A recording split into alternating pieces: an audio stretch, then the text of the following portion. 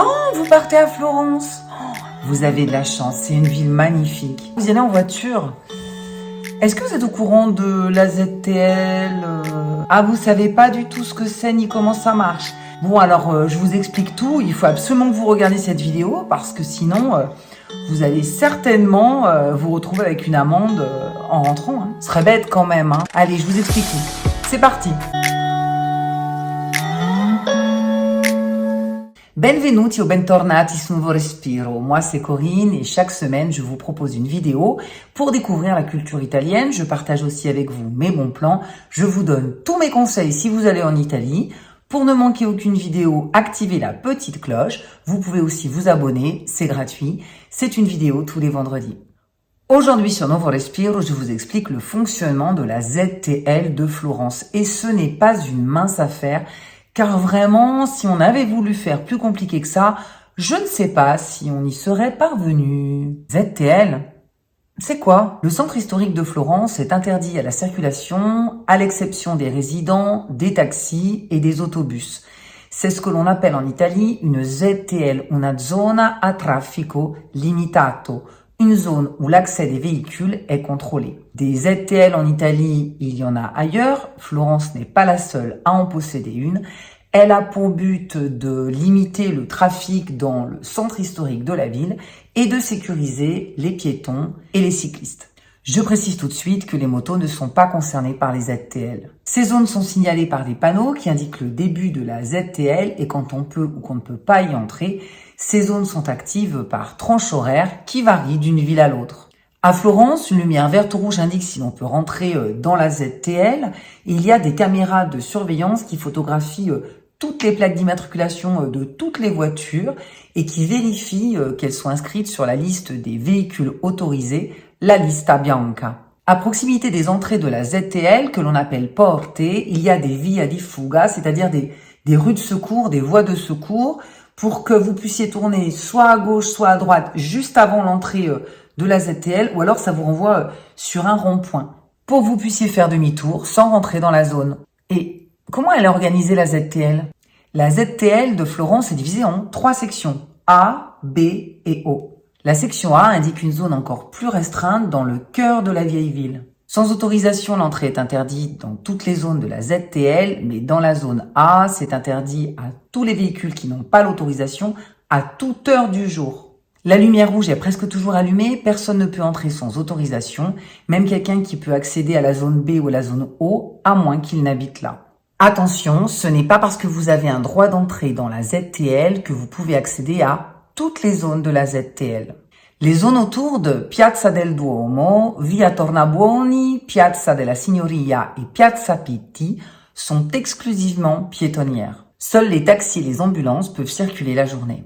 Comment on connaît les limites de la ZTL? Pour faire simple, la ZTL de Florence couvre tout le centre historique, à l'exception de quelques rues qui permettent de rejoindre la gare et des garages privés. Elle est active quand cette ZTL? La ZTL est active, donc rouge, du lundi au vendredi de 7h30 à 20h et le samedi de 7h30 à 16h. En dehors de ces horaires et tout le dimanche, la ZTL est accessible à tous et pas seulement à ceux qui ont l'autorisation. Mais il y a des exceptions. C'était trop simple sinon. Eccezione numero 1, exception numéro 1, il prolungamento estivo, la prolongation estivale avec une ZTL nocturne. Du 1er jeudi d'avril au 1er dimanche d'octobre, donc sur une période beaucoup plus longue que la période estivale, la ZTL est aussi active les jeudis, vendredis et samedis de 23h à 3h du matin, puisque effectivement, il y a beaucoup plus de gens qui sortent, il y a plus d'événements, les gens vont au restaurant, et cela permet donc de limiter la circulation. Eccezione numero 2, exception numéro 2, i parcheggi, les parkings. Le centre de Florence est tout petit, il y a plein de ruelles étroites, à sens unique, et donc les places de stationnement sont peu nombreuses. Se garer à l'intérieur de la ZTL, c'est possible, oui, mais si elle n'est pas active, et si vous trouvez de la place, pas gagné. Hein.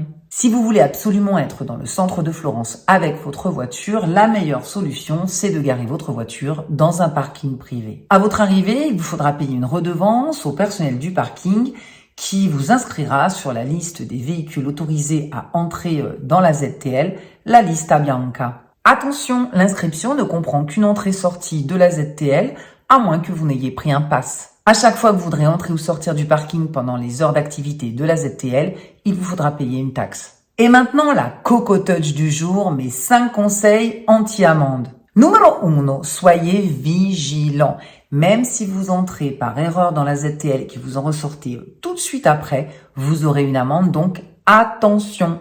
Numéro 2, si vous louez une voiture et que vous circulez dans la ZTL, c'est l'agence de location qui se retournera contre vous pour l'amende, comme pour n'importe quelle autre infraction d'ailleurs. Numéro 3, si vous devez rejoindre votre hôtel, faites attention car souvent les GPS n'indiquent pas les ZTL ou vous font même passer par une ZTL. Le plus simple, c'est de contacter avant votre arrivée l'hôtelier pour qu'il vous indique comment les rejoindre sans passer par la ZTL en contournant la ZTL. Anticiper.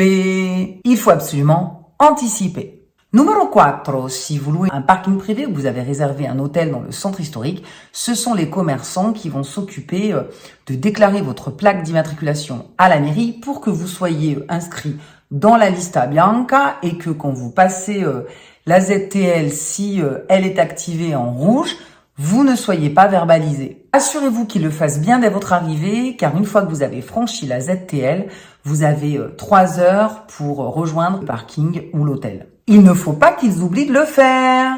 On ne sait jamais, pris dans le travail, hop, il passe plus.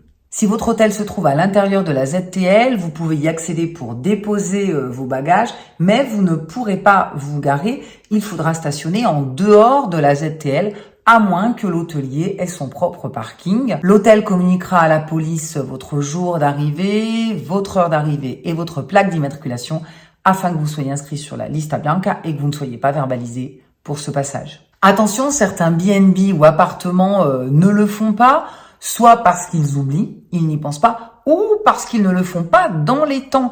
Et quoi qu'il en soit, c'est vous qui recevez l'amende. Alors, soyez vigilants. Numéro 5, faites attention quand vous partez de Florence. Il est très facile de sortir de la ZTL et d'y rentrer par erreur avant d'en sortir définitivement.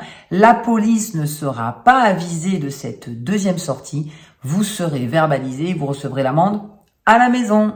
Je vous ai dit de faire attention. Je vous ai dit de faire gaffe. Faut m'écouter. Bon ben voilà. Écoutez, si avec tout ça, vous allez à Florence en voiture, vous allez dans la ZTL sans être autorisé, vous recevez une méga amende à la maison, moi, je décline toute responsabilité. Je ne peux rien faire pour vous. Bon séjour à Florence et je vous fais des gros bisous. A vendredi pour un nouveau respiro. Ciao, ciao.